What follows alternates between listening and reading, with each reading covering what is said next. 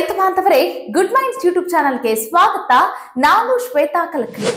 ದಾಲ್ಚಿನಿ ಅಂದ್ರೆ ಚಕ್ಕೆ ನೋಡಿ, ನಮ್ಮ ದೇಶದಲ್ಲಿ ಬಹು ಬೇಡಿಕೆಯಲ್ಲಿರುವಂತಹ ಮಸಾಲ ಪದಾರ್ಥ. ಆದ್ರೆ ನಮ್ಮ ರೈತರಿಗೆ ಇನ್ನೂ ಕೂಡ ಈ ದಾಲ್ಚಿನಿಯನ್ನ ಬೆಳೆದ್ರೆ ಎಷ್ಟೆಲ್ಲ ಲಾಭ ಆಗುತ್ತೆ ಅನ್ನೋದ್ರ ಮಾಹಿತಿ ಇನ್ನೂ ಗೊತ್ತಾಗ್ತಾನೆ ಇಲ್ಲ. 18 ದೇಶಗಳು ನಮ್ಮ ದೇಶದಿಂದ ಈ ದಾಲ್ಚಿನಿ ಅಂದ್ರೆ ಈ ಚಕ್ಕೆಯನ್ನ ಆಮದು ಮಾಡ್ಕೊಳ್ತಾ ಇದೆ, ದೇಶದಿಂದ ರಫ್ತಾಗ್ತಾ ಇದೆ. ಆದ್ರೂ ಸಹಿತ ದಾಲ್ಚಿನಿಯನ್ನ ಬೆಳಿಲಿಕ್ಕೆ ನಮ್ಮ ರೈತರು ಮನಸ್ಸೇ ಮಾಡ್ತಾ ಇಲ್ಲ. ಸೊ ಹಾಗಾದ್ರೆ ಈ ದಾಲ್ಚಿನಿಯನ್ನ ನಮ್ಮ ರೈತರು ಬೆಳೆದ್ರೆ ಅವರ ಆರ್ಥಿಕ ಪರಿಸ್ಥಿತಿ ಎಷ್ಟರ ಮಟ್ಟಿಗೆ ಸುಧಾರಣೆ ಆಗುತ್ತೆ, ಒಂದ್ ಬಾರಿ ಇಳುವರಿ ಬಂದ್ಬಿಟ್ರೆ ಅವರಿಗೆ ಎಷ್ಟೆಲ್ಲ ಹಣ ಬರ್ಬೋದು, ಹಾಗೆ ಇದನ್ನ ಈಸಿಯಾಗಿ ಬೆಳಿಬಹುದಾ? ಈ ದಾಲ್ಚಿನಿಯನ್ನ ಬೆಳಿಬೇಕು ಅಂತಂದ್ರೆ ಎಂತಹ ಮಣ್ಣು ಇರ್ಬೇಕು, ಎಂತಹ ವಾತಾವರಣ ಇರ್ಬೇಕು, ಎಲ್ಲಾ ರೈತರು ಕೂಡ ಈ ದಾಲ್ಚಿನಿಯನ್ನ ಬೆಳಿಲಿಕ್ಕೆ ಸೂಕ್ತವಾ? ಹಾಗೆ ನಮ್ಮ ದೇಶದಲ್ಲಿ ಇದರ ಬೇಡಿಕೆ ಹೇಗಿದೆ, ಇದನ್ನ ಬೆಳೆದ್ರೆ ಯಾವೆಲ್ಲ ರಾಷ್ಟ್ರಗಳು ಮುಂದು ತಾ ಮುಂದು ಅಂತಿವೆ ಇದನ್ನ ಪಡೀಲಿಕ್ಕೆ, ಇದನ್ನ ಆಮದು ಮಾಡ್ಕೊಳ್ಳಿಕ್ಕೆ. ಸೊ ಹೀಗಾಗಿ ಈ ದಿನದ ವಿಡಿಯೋದಲ್ಲಿ ಈ ದಾಲ್ಚಿನಿಯನ್ನ ಬೆಳೆದ್ರೆ ಎಷ್ಟೆಲ್ಲ ಲಾಭ ಇದೆ ಅನ್ನೋದ್ರ ಕಂಪ್ಲೀಟ್ ಮಾಹಿತಿಯನ್ನ ಈ ವಿಡಿಯೋದಲ್ಲಿ ನೋಡ್ತಾ ಹೋಗೋಣ. ವಿಡಿಯೋನ ಅಂತಿಮವರೆಗೂ ನೋಡ್ತಾ ಹೋಗಿ. ವಿಡಿಯೋ ಇಷ್ಟ ಆಗಿದ್ರೆ ಲೈಕ್, ಶೇರ್, ಕಾಮೆಂಟ್, ಸಬ್ಸ್ಕ್ರೈಬ್ ಮಾಡೋದನ್ನ ಮರಿಬೇಡಿ. ರೈತ ಬಾಂಧವರೇ, ಇವತ್ತಿನ ದಿನಮಾನಗಳಲ್ಲಿ ಆಧುನಿಕ ರೈತ ಬಾಂಧವರು ಅತಿ ಹೆಚ್ಚಾಗಿ ವಾಣಿಜ್ಯ ಬೆಳೆಗಳತ್ತ ಚಿತ್ತ ಹರಿಸ್ತಿದ್ದಾರೆ. ಯಾಕಂತಂದ್ರೆ ದುಡಿತೀವಿ, ವ್ಯವಸಾಯ ಮಾಡ್ತೀವಿ, 4 ಕಾಸು ಹಿಂದುಳಿಲಿ ಅಂತ ಹೇಳಿ. ಆದ್ರೆ ಅಡಿಕೆ, ತೆಂಗು ಇತ್ಯಾದಿ ಬೆಳೆಗಳಿಗೆ ನಮ್ಮ ರೈತರು ಸೀಮಿತ ಆಗ್ಬಿಟ್ರೆ ಹೇಗೆ? ಹೀಗೆ ಈ ದಾಲ್ಚಿನಿ, ಏಲಕ್ಕಿ ಮತ್ತೆ ಈ ರೀತಿಯಾದಂತ ಮಸಾಲ ಪದಾರ್ಥಗಳನ್ನು ಕೂಡ ನೀವು ಬೆಳ್ಕೊಂಡ್ರೆ ಸಾಕಷ್ಟು ಲಾಭ ಇದೆ. ರೈತರು ಆರ್ಥಿಕ ಪರಿಸ್ಥಿತಿ ಸುಧಾರಿಸ್ಕೊಳ್ಳಿಕ್ಕೆ ಇದೊಂದೊಳ್ಳೆ ಅವಕಾಶ ಅಂತಂದ್ರೂ ಕೂಡ ತಪ್ಪಿಲ್ಲ. ಸೊ ಹೀಗಾಗಿ ಈ ಒಂದು ವಿಡಿಯೋದಲ್ಲಿ ಈ ದಾಲ್ಚಿನಿನ ಹೇಗೆ ಬೆಳಿಬೇಕು, ಯಾವ ರೀತಿ ಮಾರುಕಟ್ಟೆಗೆ ಸಾಗಾಟ ಮಾಡಬೇಕು, ಮತ್ತೆ ಇದನ್ನ ಬೆಳಿಬೇಕು ಅಂತಂದ್ರೆ ಬೀಜಗಳನ್ನ ಎಲ್ಲಿಂದ ತರಬೇಕು, ಕಂಪ್ಲೀಟ್ ವರದಿಯನ್ನ ನೋಡ್ತಾ ಹೋಗೋಣ. ನಿಮಗೆ ಗೊತ್ತಿರುವ ಹಾಗೆ ನಮ್ಮ ಭಾರತ ದೇಶವನ್ನ ಬ್ರಿಟಿಷರು ದೂರದಿಂದ ನೋಡಿದಾಗ ಅವ್ರ ಕಣ್ಣರಳಿಸಿದ್ದು ಯಾವ ವಿಷಯ ಹೇಳಿ? ನಮ್ಮ ದೇಶದಲ್ಲಿ ಸಂಪನ್ಭರಿತವಾಗಿದ್ದಂತಹ ಆ ಮಸಾಲ ಪದಾರ್ಥಗಳು ಇಷ್ಟೆಲ್ಲ ಸಂಪನ್ಭರಿತವಾಗಿ ಬೆಳೀತಾ ಇರೋದು, ನಮ್ಮ ದೇಶದಲ್ಲಿ ಸಾಕಷ್ಟು ಪ್ರಮಾಣದಲ್ಲಿ ಇರೋದನ್ನ ಕಂಡಂತಹ ಬ್ರಿಟಿಷರು ನಮ್ಮ ದೇಶಕ್ಕೆ ಕಾಲಿಟ್ರು, ಅದನ್ನೆಲ್ಲವನ್ನ ದೋಚಿ ಕೊಳ್ಳೆ ಹೊಡೆದ್ರು. ತದನಂತರ ಹಂಗು ಹಿಂಗು ಮಾಡಿ ಲಾಸ್ಟಿಗೆ ಅವರನ್ನೆಲ್ಲ ಹೊಡೆಸಿದ್ವಿ ನಾವು. ಅರಿವಾಯ್ತು ನಮಗೆ, ನಮ್ಮ ದೇಶದ ಸಂಪನ್ಮೂಲವನ್ನ ಕಿತ್ಕೊಂಡು ಹೊಂಟ್ರು ಅಂತಂತ ಹೇಳಿ ಅಲ್ವಾ? ಸೊ ಯಾರೋ ದೂರದಿಂದ ನೋಡಿರುವಂತ ವ್ಯಕ್ತಿಗೆ ನಮ್ಮ ದೇಶದಲ್ಲಿರುವಂತ ಸಂಪನ್ಮೂಲ ಅರ್ಥ ಆಗ್ತಾ ಇದೆ ಅಂತಂದ್ರೆ ನಮಗೆ ಯಾಕೆ ಅರ್ಥ ಆಗ್ತಾ ಇಲ್ಲ ಅಂದ್ರೆ, ನಮ್ಮ ದೇಶದಲ್ಲಿ ಮಸಾಲ ಪದಾರ್ಥವನ್ನ ಬೆಳಿಲಿಕ್ಕೆ ಹೇಳ ಮಾಡಿಸಿರುವಂತಹ ಭೂಮಿ ಇದೆ, ಇದು ನಮ್ಮ ರೈತರಿಗೆ ಗೊತ್ತಾಗ್ತಾ ಇಲ್ಲ. ಎಸ್, ದಾಲ್ಚಿನಿ ಇದೊಂದು ಸಾಂಬಾರ್ ಪದಾರ್ಥಗಳಲ್ಲಿ ಒಂದಾಗಿರುವಂತಹ ಮಸಾಲ. ಹಾಗೆ ಇದನ್ನ ಕಲ್ಪವೃಕ್ಷ ಅಂದ್ರೂ ಕೂಡ ತಪ್ಪಿಲ್ಲ. ಯಾಕೆ ಅಂತಂದ್ರೆ ಇದರಿಂದ ನಾವು ದಾಲ್ಚಿನಿಯನ್ನ ಪಡೆಯೋದಷ್ಟೇ ಅಲ್ಲ, ಇದರ ಎಲೆಗಳು ಕೂಡ ಉಪಯೋಗಕ್ಕಿದೆ. ಪಲಾವ್ಗಾಗಿ ಇದರ ಎಲೆಯನ್ನ ಬಳಕೆ ಮಾಡ್ತಾರೆ, ಬಿರಿಯಾನಿ ಬಳಕೆಯಲ್ಲೂ ಕೂಡ ಈ ಎಲೆಗಳನ್ನ ಬಳಸ್ತಾರೆ, ಇದರ ಹೂಗಳನ್ನು ಕೂಡ ಬಳಕೆ ಮಾಡ್ತಾರೆ, ಇದರ ಮೊಗ್ಗುಗಳನ್ನು ಕೂಡ ಬಳಕೆ ಮಾಡ್ತಾರೆ. ಹೀಗೆ ಸಾಕಷ್ಟು ವಿಧದಲ್ಲಿ ಈ ದಾಲ್ಚಿನಿ ಗಿಡವನ್ನ ಬಳಕೆ ಆಗ್ತಾ ಇರುತ್ತೆ. ಸೊ ಹೀಗಾಗಿ ಇದನ್ನ ಕಲ್ಪವೃಕ್ಷ ಬೆಳೆ ಅಂತ ಅಂದ್ರೂ ಕೂಡ ತಪ್ಪಿಲ್ಲ. ನೋಡಿ, ಮಳೆ ಆಶ್ರಿತ ರೈತರು ಸಹಿತ ಈ ದಾಲ್ಚಿನಿ ಅಂತಂದ್ರೆ ಈ ಚಕ್ಕೆ ಬೆಳೆಯನ್ನ ಬೆಳಿಬಹುದು. ನೀವು 20 ವರ್ಷಗಳ ಕಾಲ ನಿಮ್ಮ ತೋಟದಲ್ಲಿ ಇದಕ್ಕೊಂದು ಜಾಗ ಕೊಟ್ಬಿಟ್ರೆ ನಿಮಗೆ ಪ್ರತಿ ವರ್ಷವೂ ಕೂಡ ಆದಾಯ ಕೊಡುತ್ತೆ. ನೀವು ವರ್ಷಕ್ಕೊಮ್ಮೆ ಇದನ್ನ ಹಾರ್ವೆಸ್ಟ್ ಮಾಡ್ತೀರಾ, ಅಥವಾ ವರ್ಷದಲ್ಲಿ 2 ಬಾರಿ ಹಾರ್ವೆಸ್ಟ್ ಮಾಡ್ತೀರಾ, ಅಥವಾ ತಿಂಗಳಿಗೊಮ್ಮೆ ಹಾರ್ವೆಸ್ಟ್ ಮಾಡ್ತೀರಾ, ಅದು ನಿಮಗ್ ಬಿಟ್ಟಿರೋ ವಿಚಾರ. ಆದ್ರೆ ಕ್ವಾಲಿಟಿ ವೈಸ್ ಅಂತ ಹೋದ್ರೆ ವರ್ಷಕ್ಕೆ 2 ಬಾರಿ ನೀವೇನಾದ್ರೂ ಹಾರ್ವೆಸ್ಟ್ ಮಾಡಿದ್ರೆ ನಿಮಗೆ ಲಾಭವೋ ಲಾಭ. ಅದರ ಜೊತೆಗೆ ನಿಮಗೆ ಗೊತ್ತು, ಮಾರುಕಟ್ಟೆಯಲ್ಲಿ ದಿನದಿಂದ ದಿನಕ್ಕೆ ಈಗ ಮಸಾಲ ಪದಾರ್ಥಗಳ ರೇಟ್ ಕೂಡ ಗೊತ್ತಿದೆ, ಗಗನಕ್ಕೇರ್ತಾ ಇದೆ. ಹೀಗಿರುವಂತಹ ಸಂದರ್ಭದಲ್ಲಿ ನಿಮ್ಗೆ ಇಲ್ಲಿ ಕಡಿಮೆ ಬೆಲೆಗೆ ಈ ಚಕ್ಕೆ ಮಾರಾಟ ಆಗ್ಬಿಡುತ್ತಪ್ಪ, ನನಗ್ ಲಾಸ್ ಆಗುತ್ತಪ್ಪ ಅನ್ನೋ ಹಾಗಿಲ್ಲ. ಹಾಗೆ ಇದಕ್ಕೆ ಸೂಕ್ತವಾದಂತಹ ವಾತಾವರಣ ನಮ್ಮ ದೇಶದಲ್ಲಿ ಇರೋ ಕಾರಣಕ್ಕಾಗಿ ಇದಕ್ಕ ಎಂತದೋ ಒಂದು ರೋಗ ಬಂದ್ಬಿಟ್ಟು, ಏನೋ ಒಂದ್ ಸಮಸ್ಯೆ ಉಲ್ಬಣ ಆಗ್ಬಿಟ್ಟು ಈ ಒಂದು ಬೆಳೆ ಹಾಳಾಗೋಗ್ಬಿಡತ್ತೆ. ಆವಾಗ ನಾನು ಇನ್ವೆಸ್ಟ್ ಮಾಡಿರುವಂತ ಆ ಹಣ ಎಲ್ಲ ಗುಂಡಾಂತರ ಆಗ್ಬಿಡುತ್ತೆ. ಹೀಗಾಗಿ ಈ ದಾಲ್ಚಿನಿ ಮತ್ತೆ ಇಂತಹ ಮಸಾಲ ಪದಾರ್ಥಗಳನ್ನ ಬೆಳೆಯೋದು ಬೇಡವೇ ಬೇಡ ಅಂತ ಹೇಳಿ ಸುಮ್ಮನೆ ಕುತ್ಕೊಳಕ್ ಹೋಗ್ಬಿಡಿ. ಯಾಕೆ ಅಂತಂದ್ರೆ ನಮ್ಮ ದೇಶ ಇದಕ್ಕೆ ಸೂಕ್ತವಾದಂತಹ ವಾತಾವರಣವನ್ನ ಕಲ್ಪಿಸಿಕೊಟ್ಟಿದೆ ಈ ಸಾಂಬಾರು ಪದಾರ್ಥಗಳನ್ನ ಬೆಳಿಲಿಕ್ಕೆ. ಸೊ ಅದರಲ್ಲೂ ನಾವು ದಾಲ್ಚಿನಿ ಅಂತ ವಿಚಾರಕ್ಕೆ ಅಂತ ಬಂದ್ರೆ ಎಲ್ಲಾ ರೈತರು ಕೂಡ ಈ ಒಂದು ದಾಲ್ಚಿನಿಯನ್ನ ಬೆಳಿಬಹುದು. ಮತ್ತೆ ಮಳೆ ಆಶ್ರಿತ ರೈತರು ಸಹಿತ ಈ ದಾಲ್ಚಿನಿಯನ್ನ ಬೆಳಿಬಹುದು. ಅದರಲ್ಲೇ ನೀವು ಅರ್ಥ ಮಾಡ್ಕೊಳ್ಳಿ, ಹೆಚ್ಚು ನೀರನ್ನ ಇದು ಬಯಸೋದಿಲ್ಲ. ಹಾಗೆ ಇದಕ್ಕೆ ಮಣ್ಣು ಹೇಗಿರ್ಬೇಕು ಅಂತಂದ್ರೆ ಮರಳು ಮಿಶ್ರಿತ ಮಣ್ಣು ಅಂತಾರಲ್ಲ, ಅಂದ್ರೆ ನೀರು ಬಸಿದು ಹೋಗುವಂತಹ ಮಣ್ಣು, ಮರಳು ಮಿಶ್ರಿತ ಮಣ್ಣು ಇದ್ರೆ ಈ ಒಂದು ಚಕ್ಕೆನ ನೀವು ಆರಾಮಾಗಿ ಬೆಳೆದುಕೊಳ್ಬಹುದು. ಹಾಗೆ ವಾತಾವರಣ ಹೇಗಿರ್ಬೇಕು ಅಂತಂದ್ರೆ ಆರ್ದ್ರ ವಾತಾವರಣ ಇರ್ಬೇಕಾಗತ್ತೆ. ಇನ್ನು ಟೆಂಪರೇಚರ್ ಎಷ್ಟು ಪ್ರಮಾಣದಲ್ಲಿ ಇರಬೇಕು ಅಂತಂದ್ರೆ 27 ಡಿಗ್ರಿ ಸೆಲ್ಸಿಯಸ್ ನಷ್ಟು ಟೆಂಪರೇಚರ್ ಇದ್ರೆ ಓಕೆ, ನೀವು ಈ ಸಾಂಬಾರು ಪದಾರ್ಥದಲ್ಲಿ ಒಂದಾಗಿರುವಂತಹ ದಾಲ್ಚಿನಿ ಬೆಳಿಲಿಕ್ಕೆ ನಿಮ್ಮ ವಾತಾವರಣ ಸೂಕ್ತ ಇದೆ ಅಂತ ಅರ್ಥ. ಇನ್ನು ಮಳೆ, ವಾರ್ಷಿಕ ಮಳೆ ಯಾವ ರೀತಿಯಾಗಿ ಇರ್ಬೇಕು ಅಂತಂದ್ರೆ 150ರಿಂದ 250 ಸೆಂಟಿಮೀಟರ್ ನಷ್ಟು ಮಳೆ ಬೀಳ್ತಾ ಇದೆ ನಿಮ್ಮ ಊರಲ್ಲಿ, ನಿಮ್ಮ ಪ್ರದೇಶದಲ್ಲಿ ಅಂತಂದ್ರೂ ಸಹಿತ ನೀವು ದಾಲ್ಚಿನಿಯನ್ನ ಬೆಳಿಬಹುದು. ಅದರ ಜೊತೆಗೆ ಇದರಲ್ಲಿ 2 ತಳಿಗಳು ಬರುತ್ತೆ. ಒಂದು ನವಶ್ರೀ, ಇನ್ನೊಂದು ನಿತ್ಯಶ್ರೀ ಅಂತ ಹೇಳಿ 2 ತಳಿಗಳು ಸಿಗುತ್ತೆ. ಈ 2 ತಳಿಗಳಲ್ಲಿ ಯಾವ್ದನ್ನ ಬೇಕಾದ್ರೂ ನೀವು ಬಳಸ್ಕೊಂಡ್ರು ಕೂಡ ನೀವು ಉತ್ತಮವಾದಂತ ಇಳುವರಿಯನ್ನ ಪಡಿಬಹುದು. ಇದಕ್ಕೆ ಬೇಕಾಗಿರುವಂತಹ ವಾತಾವರಣದ ಅನುಗುಣವಾಗಿ ಇದನ್ನ ಮೂಲವಾಗಿ ಎಲ್ಲಿ ಬೆಳೀತಾ ಇದ್ರು, ನಮ್ಮ ದೇಶ ನಮ್ಮ ರಾಜ್ಯಕ್ಕೆ ಕಾಲಿಟ್ಟ ನಂತರ ಇದನ್ನ ಹೆಚ್ಚಾಗಿ ಎಲ್ಲಿ ಬೆಳೀತಾ ಇದ್ದಾರೆ ಅನ್ನೋದನ್ನ ನಾವು ನೋಡಿದ್ರೆ ಇದೊಂದು ಶ್ರೀಲಂಕಾ ಬೆಳೆ.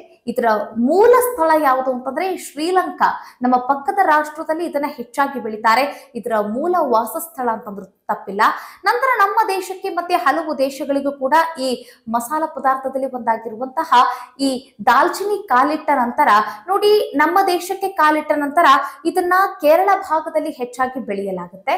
ಅದರ ಜೊತೆಗೆ ನಮ್ಮ ಕರ್ನಾಟಕದಲ್ಲಿ ಅಂತ ಕೇಳಿದ್ರೆ ಕರಾವಳಿ ಭಾಗದಲ್ಲಿ ಇದನ್ನ ಹೆಚ್ಚಾಗಿ ಬೆಳೀತಾರೆ. ಇದಿಷ್ಟು ನೀವು ದಾಲ್ಚಿನಿಯನ್ನ ಬೆಳೀಲಿಕ್ಕೆ ಆಯ್ಕೆ ಮಾಡ್ಕೊಳ್ಬೇಕೋ ಬೇಡವೋ ಅನ್ನುವಂತ ವಿಚಾರ ಆಗಿತ್ತು. ಅಂತಂದ್ರೆ ಈಗ ಎಲ್ಲಾ ಬೆಳೆಯನ್ನು ಎಲ್ಲಾ ರೈತರು ಬೆಳೆಯಕ್ಕಾಗೋದಿಲ್ಲ. ಪ್ರತಿಯೊಂದು ವಾತಾವರಣ ಅದಕ್ಕೆ ಸೂಕ್ತವಾಗಿರ್ಬೇಕು ಆ ಒಂದು ಬೆಳೆಗಳಿಗೆ. ಯಾಕಂತಂದ್ರೆ ನಾವು ಆ ಬೆಳೆಗಳನ್ನ ಆಸೆ ಪಟ್ಟು ಏನೋ ಆರ್ಥಿಕವಾಗಿ ಸುಧಾರಣೆ ಕಂಡುಬಿಡ್ತೀವಿ, ರಾತ್ರೋರಾತ್ರಿ ಶ್ರೀಮಂತರಾಗ್ಬಿಡ್ತೀವಿ ಅನ್ನೋ ಕಾರಣಕ್ಕೆ ನಾವು ಆ ಬೆಳೆಯನ್ನ ತಂದು ನಮ್ಮ ತೋಟದಲ್ಲಿ ನಾಟಿ ಮಾಡಿದಾಗ ಆ ಒಂದು ಬೆಳೆ ಬೆಳಿಲಿಲ್ಲ ಅಂತಂದ್ರೆ ಆಗ ರೈತನಿಗೆ ಅತಿಯಾದ ಹೊಡೆತ ಬಿದ್ದುಬಿಡುತ್ತೆ. ಸೊ ಹೀಗಾಗಿ ನಮ್ಮ ವಾತಾವರಣ, ನಮ್ಮ ಮಣ್ಣು ಅದಕ್ಕೆ ಸೂಕ್ತ ಇದೆಯೋ ಇಲ್ವೋ ಅನ್ನೋದನ್ನ ನಾವು ನೋಡ್ಕೊಳ್ಬೇಕಾಗತ್ತೆ. ಈಗ ಈ ಚಕ್ಕೆ ಬೆಳೆಯನ್ನ ನಾವು ಯಾವ ಕೃಷಿ ಪದ್ಧತಿಯಲ್ಲಿ ಬೆಳೆದ್ರೆ ಒಳ್ಳೆಯದು ಅನ್ನೋದನ್ನ ನೋಡೋಣ.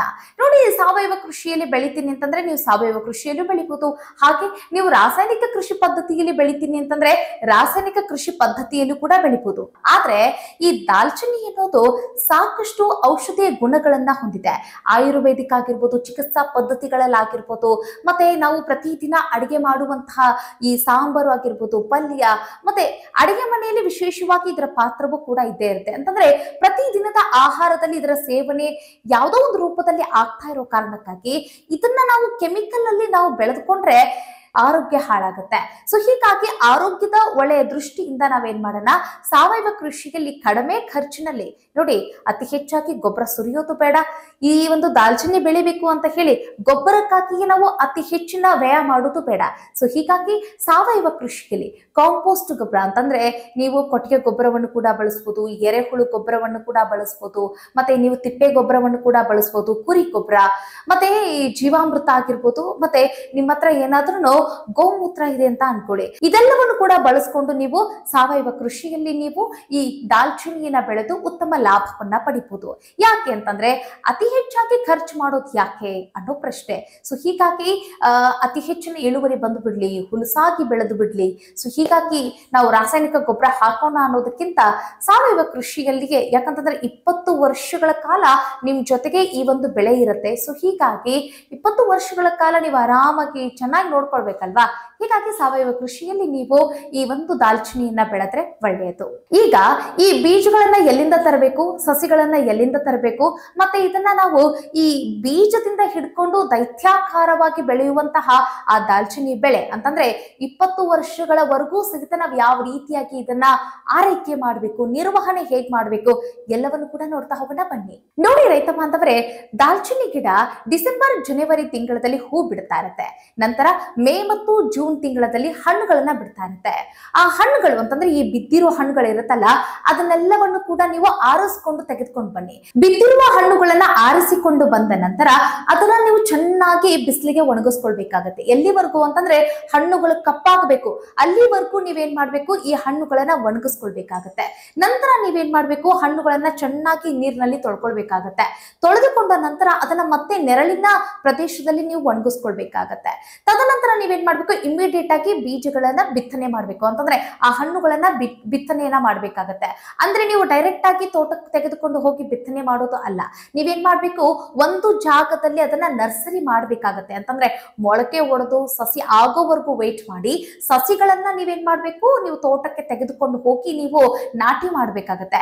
ಈಗ ನಾವೇನ್ ಮಾಡೋಣ, ಈ ಸಸಿಗಳನ್ನ ಹೆಂಗ್ ಮಾಡ್ಬೇಕು, ಬೀಜವನ್ನ ಮೊಳಕೆ ಓಡಿಸೋ ಕಾರ್ಯಕ್ರಮ ಹೇಗಿರ್ಬೇಕು ಬನ್ನಿ ನೋಡೋಣ. ನೋಡಿ, ನೀವು ಒಂದು ಪಾಲಿಥೀನ್ ಶೀಟ್ ಅನ್ನ ತೆಗೆದುಕೊಳ್ಬೇಕಾಗತ್ತೆ. ಆ ಪಾಲಿಥೀನ್ ಶೀಟ್ ಒಳಗೆ ಏನ್ ಮಾಡ್ಬೇಕಾಗತ್ತೆ, ಒಂದು ಭಾಗ ನೀವು ಮರಳನ್ನ ಹಾಕ್ಬೇಕು, ಮರಳು ಗೊತ್ತಾಯ್ತಲ್ಲ. ಇನ್ನೊಂದು ಭಾಗ ಏನ್ ಮಾಡ್ಬೇಕು, ಸಾವಯವ ಗೊಬ್ಬರವನ್ನ ನೀವು ಫಿಲ್ ಮಾಡ್ಬೇಕಾಗತ್ತೆ. ಎರೆಹುಳು ಗೊಬ್ಬರನೋ, ಕೊಟ್ಟಿಗೆ ಗೊಬ್ಬರನೋ, ಅಥವಾ ಇನ್ಯಾವುದೋ ಒಂದು ಕಾಂಪೋಸ್ಟ್ ಮೆನ್ಯೂರ್ನ ನೀವು ಫಿಲ್ ಮಾಡ್ಬೇಕಾಗತ್ತೆ. ಇನ್ನೊಂದು ಭಾಗ ಏನ್ ಮಾಡ್ಬೇಕಾಗತ್ತೆ, ನಿಮ್ ತೋಟದಲ್ಲಿರುವಂತಹ ಸಾಮಾನ್ಯ ಮಣ್ಣು ಅಂತಂದ್ರೆ ಫಲವತ್ತಾಗಿರುವಂತಹ ಮಣ್ಣನ್ನು ಸಹಿತ ನೀವು ಹಾಕ್ಬೇಕಾಗತ್ತೆ. ಈ 3 ಲೇಯರ್ ಅಲ್ಲಿ ನೀವೇನ್ ಮಾಡ್ಬೇಕು, ಒಂದಾದ್ಮೇಲೆ ಒಂದನ್ನ ನೀವು ಫಿಲ್ ಮಾಡ್ಬೇಕು. ತದನಂತರ ನೀವೇನ್ ಮಾಡ್ಬೇಕು, ಬೀಜ ಹಾಕಿ ನಾಟಿ ಮಾಡ್ಬೇಕಾಗತ್ತೆ, ಬಿತ್ತನೆಯನ್ನ ಮಾಡ್ಬೇಕಾಗತ್ತೆ, ಅದರ ಮೇಲೆ ನೀರನ್ನ ಸಿಂಪಡಣೆಯನ್ನ ಮಾಡ್ಬೇಕಾಗತ್ತೆ. 15ರಿಂದ 20 ದಿನ ಆದ ನಂತರ ಮೊಳಕೆ ಹೊಡೆಯುತ್ತೆ. ಮೊಳಕೆ ಹೊಡೆದ ನಂತರ ಸಸಿ ಆಗಲು ಶುರುವಾಗುತ್ತಲ್ಲ, ಸೊ ನೀವು ಏನ್ ಮಾಡ್ಬೇಕು ಅಂತಂದ್ರೆ 10ರಿಂದ 12 ತಿಂಗಳು, ಹತ್ತತ್ರ ನೀವೇನಂತಂದ್ರೆ 1 ವರ್ಷಗಳ ಕಾಲ ಈ ಸಸಿಗಳನ್ನ ನೀವು ನಿರ್ವಹಣೆಯನ್ನ ಮಾಡ್ಬೇಕಾಗತ್ತೆ. ಅಂತಂದ್ರೆ ಅದನ್ನ ನೋಡ್ಕೊಳ್ತಾ ಇರ್ಬೇಕಾಗತ್ತೆ. 10ರಿಂದ 12 ತಿಂಗಳು ಆದ ನಂತರ ನೀವು ತೋಟಕ್ಕೂ ಹೋಗಿ ನೀವು ಅದನ್ನ ಏನ್ ಮಾಡ್ಬೇಕು, ನೀವು ನಾಟಿಯನ್ನ ಮಾಡ್ಬೇಕಾಗತ್ತೆ. ಆ ಸಸಿಗಳನ್ನ ತೆಗೆದುಕೊಂಡು ಹೋಗಿ. ರೈತ ಬಾಂಧವರೇ, 1 ವರ್ಷದ ಸಸಿಗಳನ್ನ ನೀವು ಎಷ್ಟು ಸ್ಪೇಸಿಂಗ್ ನಲ್ಲಿ ನೀವು ತೋಟದಲ್ಲಿ ಹೋಗಿ ನಾಟಿ ಮಾಡ್ಬೇಕು ಅನ್ನೋದನ್ನ ನೋಡಿದ್ರೆ, ರೈತ ಬಾಂಧವರೇ 50 ಸೆಂಟಿಮೀಟರ್ ಆಳವಾದ ಒಂದು ಗುಂಡಿಯನ್ನ ತೆಗಿಬೇಕಾಗತ್ತೆ. ಅದರಲ್ಲಿ ನೀವೇನ್ ಮಾಡ್ಬೇಕಾಗತ್ತೆ, ಸಾವಯವ ಮಿಶ್ರ ಗೊಬ್ಬರ ಹಾಗೆ ಮೇಲ್ಮಣ್ಣಿನಿಂದ ನೀವು ಅದನ್ನ ತುಂಬಬೇಕಾಗತ್ತೆ. ಆ ಒಂದು ಪಿಟ್ಟ ತೆಗೆದಿರ್ತೀರಲ್ಲ, ಅದರಲ್ಲಿ ನೀವೇನ್ ಮಾಡ್ಬೇಕು, ಸಾವಯವ ಗೊಬ್ಬರ ಮತ್ತೆ ಅದರಲ್ಲಿ ಬೇವಿನ ಹಿಂಡಿ ಗೊಬ್ಬರನು ಹಾಕ್ಬೋದು, ಮತ್ತೆ ಎರೆಹುಳು ಗೊಬ್ಬರ ಹಾಕ್ಬೋದು, ತಿಪ್ಪೆ ಗೊಬ್ಬರ ಹಾಕ್ಬೋದು. ಒಟ್ಟಿನಲ್ಲಿ ಸಾವಯವ ಕಾಂಪೋಸ್ಟ್ ಅನ್ನು ಕೂಡ ನೀವು ಹಾಕ್ಬೋದು. ತದನಂತರ ಈ ಮೇಲ್ಮಣ್ಣು ಅದನ್ನು ಕೂಡ ಹಾಕಿ ನೀವೇನ್ ಮಾಡ್ಬೇಕು, ಈ 1 ವರ್ಷದ ಸಸಿಗಳು ಏನ್ ನಾಟಿ ಮಾಡ್ಲಿಕ್ಕೆ ಸಿದ್ಧ ಆಗಿರ್ತಾವಲ್ಲ, ಆ ಸಸಿಗಳನ್ನ ನೀವು ನಾಟಿ ಮಾಡ್ತಾ ಹೋಗ್ಬೇಕಾಗತ್ತೆ. ರೈತ ಬಾಂಧವರೇ, ಈಗ ಸಸಿಗಳನ್ನ ಹೇಗ್ ನಾಟಿ ಮಾಡ್ಬೇಕು ನೋಡೋಣ. ರೈತ ಬಾಂಧವರೇ, ಈ ಸಸಿಗಳನ್ನ ಈಗ ನೀವು ತೋಟದಲ್ಲಿ ಹೇಗ್ ನಾಟಿ ಮಾಡ್ಬೇಕು ಅಂತಂದ್ರೆ, ನೋಡಿ 50 ಸೆಂಟಿಮೀಟರ್ ನಷ್ಟು ನೀವು ಆಳದ ಒಂದು ಗುಂಡಿಯನ್ನ ತೆಗಿಬೇಕಾಗತ್ತೆ. ಆ ಗುಂಡಿ ಒಳಗಡೆ 50% ಸಾವಯವ ಗೊಬ್ಬರ, ಇನ್ನು ಉಳಿದಷ್ಟು ಭಾಗವನ್ನ ನೀವು ತೋಟದಲ್ಲಿರುವ ಆ ಮೇಲ್ಮಣ್ಣನ್ನ ನೀವು ಹಾಕ್ಬೇಕಾಗತ್ತೆ. ಈಗ ನೀವು ಆ ಸಸಿಗಳನ್ನ ನಾಟಿ ಮಾಡಬಹುದು. ನೋಡಿ, ಒಂದೇ ಸಸಿಯನ್ನ ನೀವು ನಾಟಿ ಮಾಡೋದಕ್ಕಿಂತ ಒಂದು ಬಿಟ್ಟು ಒಂದು 4 ಸಸಿಗಳನ್ನ ನಾಟಿ ಮಾಡಿದ್ರೆ ಉತ್ತಮ. ಯಾಕೆ ಅಂತ ಕೇಳಿದ್ರೆ, ಒಂದು ಫೇಲ್ಯೂರ್ ಆದ್ರೂ ಸಹಿತ ಇನ್ನು ಉಳಿದಿರುವಂತಹ ಸಸಿಗಳು ನಿಮಗೆ ಆರೋಗ್ಯಕರವಾಗಿ ಬೆಳೆಯುತ್ತೆ. ಸೊ ಹೀಗಾಗಿ ಚಾನ್ಸ್ ತೆಗೆದುಕೊಳ್ಳೋ ಅವಶ್ಯಕತೆ ಇಲ್ಲ. ಸೊ ಹೀಗಾಗಿ ನೀವೇನ್ ಮಾಡ್ರಿ, ಒಂದು ಬಿಟ್ಟು ಒಂದು 3-4 ಸಸಿಗಳನ್ನ ಒಂದೇ ಗುಂಡಿಯಲ್ಲಿ ನೀವು ಈ ಸಸಿಗಳನ್ನ ನಾಟಿ ಮಾಡಿದ್ರೆ ಉತ್ತಮವಾಗಿ ನೀವು ಈ ದಾಲ್ಚಿನ್ನಿಯನ್ನ ಬೆಳಿಬಹುದು. ಯಾವುದೇ ರೀತಿಯಾದಂತ ಫೇಲ್ಯೂರ್ ಆಗದೆ. ಸಸಿ ನಾಟಿ ಮಾಡಿದ ನಂತರ ಕ್ರಮೇಣವಾಗಿ ನೀವು ನೀರು ಕೊಡ್ತಾ ಹೋಗ್ಬೇಕಾಗತ್ತೆ. ಆದ್ರೆ ಯಾವುದೇ ಕಾರಣಕ್ಕೂ ಕೂಡ ತೋಟದಲ್ಲಿ ನೀರು ನಿಲ್ಲದಂತೆ ನೀವು ನೋಡ್ಕೊಳ್ತಾ ಇರ್ಬೇಕಾಗತ್ತೆ. ಅದರ ಜೊತೆಗೆ ಈ ಬೇಸಿಗೆ ಕಾಲದಲ್ಲಿ ಒಂದಂತೂ ಅರ್ಥ ಮಾಡ್ಕೊಳ್ಳಿ, ಈ ದಾಲ್ಚಿನ್ನಿಗೆ ಅತಿಯಾಗಿ ನೀರು ಬೇಡ. ಇದೇನು ಚಿಕ್ಕ ವಯಸ್ಸಿನ ದಾಲ್ಚಿನ್ನಿ ಇರುತ್ತಲ್ಲ, ಆ ಸಮಯದಲ್ಲಿ ಒಂದ್ ಸ್ವಲ್ಪ ನೀರು ಬೇಡತ್ತೆ. ನಂತರ ಈ ಸಸಿಗಳು ದೊಡ್ಡದು ಆದಂಗೆ ನೀವು ನೀರು ಕೊಡುವ ಅವಶ್ಯಕತೆ ಇಲ್ಲ. ಆದ್ರೆ ಈ ಬೇಸಿಗೆ ಸಂದರ್ಭದಲ್ಲಿ ನೀವು ನೀರು ಕೊಡ್ಬೇಕಾಗತ್ತೆ. ಯಾಕಂತಂದ್ರೆ ಮಳೆ ಆಗ್ತಾ ಇರೋದಿಲ್ಲ, ಸುಡು ಬಿಸಿಲಿಗೆ ಈ ಬೆಳೆ ಒಣಗೋ ಸಾಧ್ಯತೆ ಇರುತ್ತೆ. ಸೊ ಹೀಗಾಗಿ ಆ ಸಮಯದಲ್ಲಿ ಸ್ವಲ್ಪ ನೀರು ಕೊಡಿ. ಇನ್ನು ಏನಾದ್ರೂ ತುಂಬಾ ಡ್ರೈ ಆಗ್ತಾ ಇದೆಯಪ್ಪ ನಿಮ್ ತೋಟ ಅಂತಂದ್ರೆ ಆಗಲೂ ಕೂಡ ನೀವು ನೀರು ಕೊಡ್ಬೇಕಾಗತ್ತೆ. ಆದ್ರೆ ಯಾವುದೇ ಕಾರಣಕ್ಕೂ ತೋಟದಲ್ಲಿ ನೀರು ನಿಲ್ಲಬಾರ್ದು. ಹಾಗಾಗಿ ಮರಳು ಮಿಶ್ರಿತ ತೋಟದಲ್ಲಿ ನೀವು ಈ ಒಂದು ಬೆಳೆಯನ್ನ ಬೆಳೆಯೋದು ಉತ್ತಮ ಅಂತ ಹೇಳೋದೇ ಈ ಕಾರಣಕ್ಕಾಗಿ ನೀರು ನಿಲ್ಲದಂಗೆ ನೋಡ್ಕೊಳ್ಬೇಕಾಗತ್ತೆ. ಇನ್ನು ಈಗ ಇಳುವರಿ ಯಾವ ರೀತಿಯಾಗಿ ಸಿಗುತ್ತೆ, ಯಾವ ವರ್ಷದಿಂದ ಇಳುವರಿ ಸ್ಟಾರ್ಟ್ ಆಗುತ್ತೆ ಅನ್ನೋದನ್ನ ನಾವು ನೋಡಿದ್ರೆ ಸತತ 3 ವರ್ಷಗಳವರೆಗೂ ಸಹಿತ ಇದರಿಂದ ಇಳುವರಿಯನ್ನ ಎಕ್ಸ್ಪೆಕ್ಟ್ ಮಾಡ್ಲಿಕ್ಕೆ ಆಗೋದಿಲ್ಲ. ಯಾಕೆ ಅಂತ ಕೇಳಿದ್ರೆ 3ನೇ ವರ್ಷದ ನಂತರ ರೈತರು ಈ ದಾಲ್ಚಿನ್ನಿಯಿಂದ ಹಾರ್ವೆಸ್ಟ್ ಮಾಡಬಹುದು. ಅಲ್ಲಿವರೆಗೂ ರೈತರು ಏನ್ ಮಾಡಬಹುದು ಅಂತ ಕೇಳಿದ್ರೆ ನೋಡಿ, ದಾಲ್ಚಿನ್ನಿ ಬೆಳೆಯ ಎಲೆಗಳು ಬರ್ತಾ ಇರುತ್ತೆ, ಹುಲಸಾಗಿ ಎಲೆಗಳು ಬೆಳೀತಾ ಇರುತ್ತೆ, ಅದರ ಜೊತೆಗೆ ಅದರಲ್ಲಿ ಮೊಗ್ಗುಗಳು ಕೂಡ ಬರ್ತಾ ಇರುತ್ತೆ. ಆ ಮೊಗ್ಗು ಮತ್ತೆ ಎಲೆಗಳಿಂದ ಒಂದಿಷ್ಟು ಲಾಭವನ್ನ ಪಡಿಬಹುದು. ಇನ್ನು 3ನೇ ವರ್ಷದಿಂದ ಎಲೆ, ಮೊಗ್ಗು, ಹೂವು ಹಾಗೆ ಈ ದಾಲ್ಚಿನ್ನಿಯಿಂದ ನಾವು ಲಾಭವನ್ನ ಪಡೆದು ಮಾರುಕಟ್ಟೆಗೆ ಕಳಿಸಬಹುದು. ಹಾಗಾದ್ರೆ 3ನೇ ವರ್ಷದ ನಂತರ ಇಳುವರಿ ಎಷ್ಟು ಪ್ರಮಾಣದಲ್ಲಿ ಬರಬಹುದು ಅಂತ ಕೇಳಿದ್ರೆ ಮೊದಲನೇ ವರ್ಷ 65 ಕೆಜಿಯಿಂದ 125 ಕೆಜಿವರೆಗೂ ಕೂಡ ದಾಲ್ಚಿನ್ನಿಯ ಇಳುವರಿ ಬರುತ್ತೆ. ತದನಂತರ ಕ್ರಮೇಣವಾಗಿ ಅಂತಂದ್ರೆ ಈಗ 1 ವರ್ಷದಿಂದ 10 ವರ್ಷದ ನಾವು ಇಳುವರಿಯ ಪ್ರಮಾಣವನ್ನ ನೋಡಿದ್ರೆ ಅಂದ್ರೆ 1 ಹೆಕ್ಟರ್ಗೆ 225ರಿಂದ 300 ಕೆಜಿ ಇಳುವರಿಯನ್ನ ಪಡಿಬಹುದು. ಕೆಲ ರೈತರು ವರ್ಷಕ್ಕೆ 2 ಬಾರಿ ಇದನ್ನ ಹಾರ್ವೆಸ್ಟ್ ಮಾಡ್ತಾರೆ. ಇನ್ನು ಕೆಲ ರೈತರು ತಿಂಗಳಿಗೊಮ್ಮೆ ಹಾರ್ವೆಸ್ಟ್ ಮಾಡ್ತಿರ್ತಾರೆ. ಆದ್ರೆ ವರ್ಷದಲ್ಲಿ 2 ಬಾರಿ ಹಾರ್ವೆಸ್ಟ್ ಮಾಡೋದು ಉತ್ತಮ ಅಂತ ಹೇಳ್ತಾರೆ. ಇನ್ನೊಂದು, ಮಳೆ ಆದ ನಂತರ ಇದನ್ನ ಹಾರ್ವೆಸ್ಟ್ ಮಾಡೋದು ಉತ್ತಮ. ಯಾಕಂತಂದ್ರೆ ಇದನ್ನ ನಾವು ಪೀಲ್ ಮಾಡುವಂತಹ ಸಂದರ್ಭದಲ್ಲಿ, ಅದನ್ನ ನಾವು ಇಳುವರಿಯನ್ನ ಹಾರ್ವೆಸ್ಟ್ ಮಾಡುವಂತ ಸಂದರ್ಭದಲ್ಲಿ ಅಂದ್ರೆ ಹಾರ್ವೆಸ್ಟ್ ಮಾಡುವ ಸಂದರ್ಭದಲ್ಲಿ ಮಳೆ ಆದ ನಂತರ ಸ್ಮೂತ್ ಆಗುವ ಕಾರಣಕ್ಕಾಗಿ ನಾವು ಆವಾಗ ಇದನ್ನ ತೆಗೆಯುವಂತ ಅಂದ್ರೆ ದಾಲ್ಚಿನ್ನಿಯನ್ನ ತೆಗೆಯುವಂತ ಸಂದರ್ಭದಲ್ಲಿ ಈಸಿಯಾಗಿ ನಮ್ ಕೈಗೆ ಸಿಗುತ್ತೆ. ಇಲ್ಲ ನಾವು ಮಳೆ ಆಗುವ ಪೂರ್ವದಲ್ಲೇ ಬೇಸಿಗೆ ಇಂಥ ಸಮಯದಲ್ಲಿ ಮಾಡ್ಕೊಳ್ತೀವಿ ಅಂತಂದ್ರೆ ತುಂಬಾ ರಫ್ ಆಗಿರುತ್ತೆ, ಗಟ್ಟಿಯಾಗಿರುತ್ತೆ, ಆ ಸಂದರ್ಭದಲ್ಲಿ ಸರಿಯಾಗಿ ಬರೋದಿಲ್ಲ ಅಂತ ಹೇಳಿ ಮಾತಿದೆ. ಸೊ ಹೀಗಾಗಿ ಮಳೆ ಆದ ನಂತರ ನೀವೇನಾದ್ರೂ ಹಾರ್ವೆಸ್ಟ್ ಮಾಡಿದ್ರೆ ಈಸಿಯಾಗಿ ಕಟಿಂಗ್ ಮಾಡಬಹುದು. ರೈತ ಬಾಂಧವರೇ, ಸದ್ಯ ಮಾರುಕಟ್ಟೆಯಲ್ಲಿ 1 ಕೆಜಿ ದಾಲ್ಚಿನ್ನಿಗೆ 400ಕ್ಕಿಂತ ಹೆಚ್ಚಿನ ಬೆಲೆ ಇದೆ. ನಾವು ಅದನ್ನ ಕ್ವಿಂಟಲ್ ವಾರು ಲೆಕ್ಕದಲ್ಲಿ ನೋಡಿದ್ರೆ ಲಕ್ಷಾಂತರ ರೂಪಾಯಿ ಆದಾಯ ನಮ್ಮ ರೈತರಿಗೆ ಸಿಗುತ್ತೆ. ಸೊ ನಾವು ಈ ದಾಲ್ಚಿನ್ನಿನ ಯಾಕೆ ಬೆಳಿಬಾರದು? ಮಾರುಕಟ್ಟೆಯಲ್ಲಿ ಸದಾ ಬೇಡಿಕೆಯಲ್ಲಿರುವ, ಡಿಮ್ಯಾಂಡಿನಲ್ಲಿರುವಂತಹ ಹಾಗೆ ಅತಿ ಹೆಚ್ಚು ಬೆಲೆಗೆ ಮಾರಾಟ ಆಗುವಂತಹ ಈ ಮಸಾಲ ಪದಾರ್ಥಗಳತ್ತ ರೈತರು ಗಮನ ಹರಿಸಲೇಬೇಕು. ನೋಡಿ, 3 ಮೀಟರ್ ಅಂತರದಲ್ಲಿ ಈ ದಾಲ್ಚಿನ್ನಿನ ಬೆಳೆದಿರ್ತೀವಲ್ಲ, ಉಳಿದಿರುವಂತಹ ಸ್ಪೇಸ್ ನಲ್ಲಿ ಅಂತರ ಬೆಳೆಯಾಗಿ ನೀವು ರಬ್ಬರು ಅಥವಾ ಅಡಿಕೆ ಅಥವಾ ಇತ್ಯಾದಿ ಇನ್ನೊಂದು ಬೆಳೆಗಳನ್ನು ಕೂಡ ನೀವು ಬೆಳೆದುಕೊಂಡು ಅದರಿಂದಲೂ ಕೂಡ ಆದಾಯವನ್ನ ಪಡೆದುಕೊಳ್ಬಹುದು. ಅಥವಾ ನೀವು ಈಗ ಅಡಿಕೆನ ಬೆಳೀತಿದ್ದೀರಾ ಅಥವಾ ಇನ್ನೊಂದು ಯಾವುದೋ ಒಂದು ಬೆಳೆಯನ್ನ ಬೆಳೀತಿರ್ತೀರಾ, ವಾಣಿಜ್ಯ ಬೆಳೆಗಳನ್ನ, ಅದರ ಜೊತೆಗೆ ಕೂಡ ನೀವು ಈ ದಾಲ್ಚಿನ್ನಿ ಬೆಳೆಯನ್ನ ಹಾಕೊಂಡು ನೀವು ಬೆಳಿಬಹುದು. ಒಟ್ಟಿನಲ್ಲಿ 20 ವರ್ಷದ ಈ ಲೈಫ್ ಸ್ಪ್ಯಾನ್ ನಲ್ಲಿ ನಿಮಗೆ ಬಹುದೊಡ್ಡ ಲಾಭವನ್ನ, ಆರ್ಥಿಕ ಸುಧಾರಣೆಯನ್ನ ಮಾಡಿಕೊಡುತ್ತೆ ಅನ್ನೋದ್ರಲ್ಲಿ ಯಾವುದೇ ರೀತಿಯಾದಂತ ಮಾತಿಲ್ಲ. ಒಟ್ಟಿನಲ್ಲಿ ರೈತ ಬಾಂಧವರೇ, ವಾಣಿಜ್ಯ ಬೆಳೆಗಳು ಅಂದ ತಕ್ಷಣ ನಮ್ಮ ರೈತರಿಗೆ ನೆನಪಾಗೋದೇ ಈ ಅಡಿಕೆ, ತೆಂಗು ಇತ್ಯಾದಿ. ಆದ್ರೆ ನಮ್ಮ ರೈತರು ಈ ಮಸಾಲ ಪದಾರ್ಥಗಳನ್ನು ಕೂಡ ಬೆಳೆದ್ರೆ ಉತ್ತಮ ಲಾಭವನ್ನ ಪಡಿಬಹುದು ಅನ್ನೋದಕ್ಕೆ ಇದೊಂದು ಎಕ್ಸಾಂಪಲ್. ಮುಂದಿನ ವಿಡಿಯೋದಲ್ಲಿ ಮತ್ತೊಂದು ವಿಶೇಷ ವಿಚಾರದೊಂದಿಗೆ ಸಿಗೋಣ. ಅಲ್ಲಿವರೆಗೂ ಈ ಮಾಹಿತಿ ಬಗ್ಗೆ ಏನನ್ನಿಸ್ತು, ಹಾಗೆ ಮುಂದಿನ ಮಾಹಿತಿ ಯಾವ್ದು ಆಗಿರಬೇಕು ಅನ್ನೋದ್ರ ಬಗ್ಗೆಯೂ ಕೂಡ ಕಾಮೆಂಟ್ ಮಾಡೋದನ್ನ ಮರಿಬೇಡಿ ಅಂತ ಹೇಳ್ತಾ ಮುಂದಿನ ವಿಡಿಯೋದಲ್ಲಿ ಸಿಗೋಣ. ನಮಸ್ಕಾರ.